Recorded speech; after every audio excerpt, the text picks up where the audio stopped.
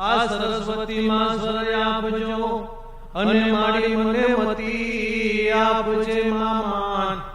એમાં મને ભૂલાય અક્ષર બતાવજો મારે ગુણ ગાવા છે દિન રાત મારે ગુણ ગાવા છે દિન રાત મોગલમાનું સાનિધ્ય છે મને સુખદેવભાઈ પહેલા વાત કરી મને કે થોડુંક જ બોલજો 5 જ મિનિટ એટલે એક હમણાં દીકરી અહીં ઘોર કરવા માટે આવી ને માં ગંગાને કોઈ પ્રશ્ન આપણે એવું સાંભળ્યું છે કે ગંગા નદીમાં નાય એટલે એના પાપ ધોવાઈ જાય એટલે માં ગંગાને કોઈ પ્રશ્ન કર્યો કે માં મે એવું સાંભળ્યું છે કે તારામાં આવી અને સ્નાન કરે એટલે એના પાપ ધોવાઈ જાય પણ હે માં ગંગા તમારા પાપ ક્યારે ધોવાય છે અને ત્યારે માં ગંગા બહુ સરસ જવાબ દે છે કે મારા પાપ ત્યારે જ ધોવાય છે જ્યારે કોઈ 7-8 વર્ષની દીકરી આવી અને મારામાં જ્યારે સ્નાન કરે ને ત્યારે માં ગંગા એમ કહે છે મારા પાપ ધોવાઈ જાય છે એવી દીકરી છે દીકરી બાપનો વાલનો દરિયો છે દીકરી મીઠો મેરામણ છે દીકરી કાળજાનો કટકો છે બાપ કોઈ દિવસ રોતો ન લાગે પણ દીકરી વિદાયનો પ્રસંગ હોય ને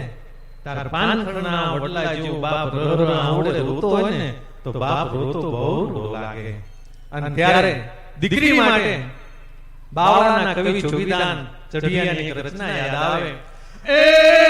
લાગીએ હાથમાં લાલી આ બેટી બહુ બાપને વાલી એ કાલે જે બોલતી કાલી એ લાગીએ હાથમાં લાલી આ તો હિંગલા લઈને આ દોડતી દીજે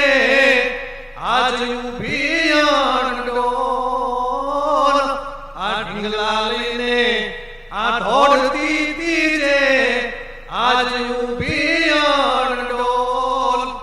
એજી માંડવે જતા ઈ મોન બની ગઈ આ માંડવે જતા ઈ મોન બની ગઈ આ બેનીએ નહીં બોલ એ ઠાકરિયા વાત નહીં ઠાલી અરે બેટી બહુ બાપને વાલી એ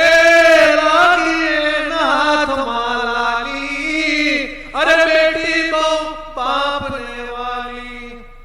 લાગી એના હાથમાં લાલી અરે બેટી બહુ બાપને વાલી દીકરી વિદાયનો પ્રસંગ હોય એટલે દીકરીની હાથની મુઠ્ઠીઓ છે બે બંધ હોય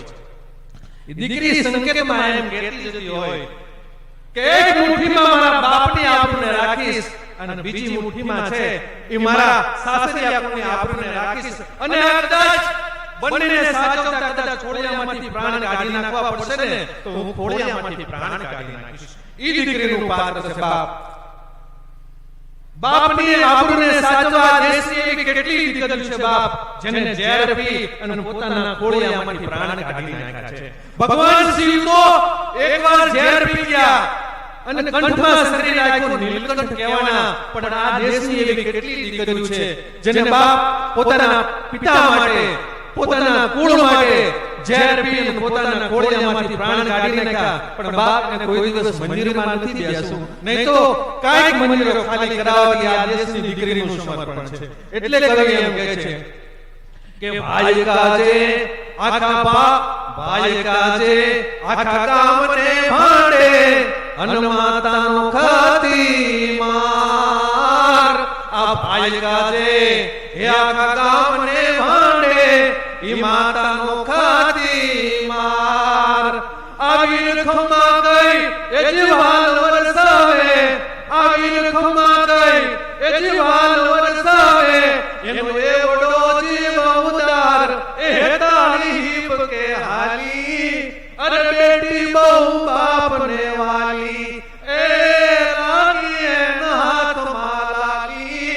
બેટી બહુ બાપને વાલી અને જોગીદાન કવિ એટલે શું કહે છે કે આ દીકરી નહીં આ દીકરો મારો અને જીવ છે જોગીદાન આ દીકરી નહીં આ દીકરો મારો આ જીવ છે જોગીદાન આ તો મમતાની એજી માવડી દેવી ઈ પાંથરી દેતી પ્રાણ આંસુડા આંખમાલી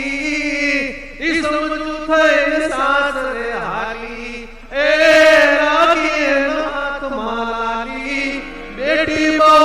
બાપને વાલી અને છેલ્લે એટલું કહે છે કે શું કરવું જીવનનું જતન પણ અમારે ઊભું છે આજ અધમતાને હારે શું કરવું જીવનનું જતન પણ અમારે ઊભું છે આજ અધમતાને હારે અરે અમારું મરણ જો સલામત રહે તો અમારે અમારું જીવન વેચવું છે શું કરવું જીવનનું જતન પણ અમારે ઊભું છે આજ અધમતાને હારે ફરે છે ગરીબો નગર ન છૂટકે અને કરે છે અધમ કામન અંતે ન છૂટકે ફરે છે ગરીબો નગર ન છૂટકે અને કરે છે અધમ કામન અંતે ન છૂટકે પણ માનવ મરે જો જીવતો રહીને તો માનવને એનું કફન વેચવું છે અરે શું કરવું જીવનનું જતન પણ અમારે ઊભું છે આજે અધમતાને હારે અને જીગરને આશા ફક્ત બે છેલ્લા જીગરને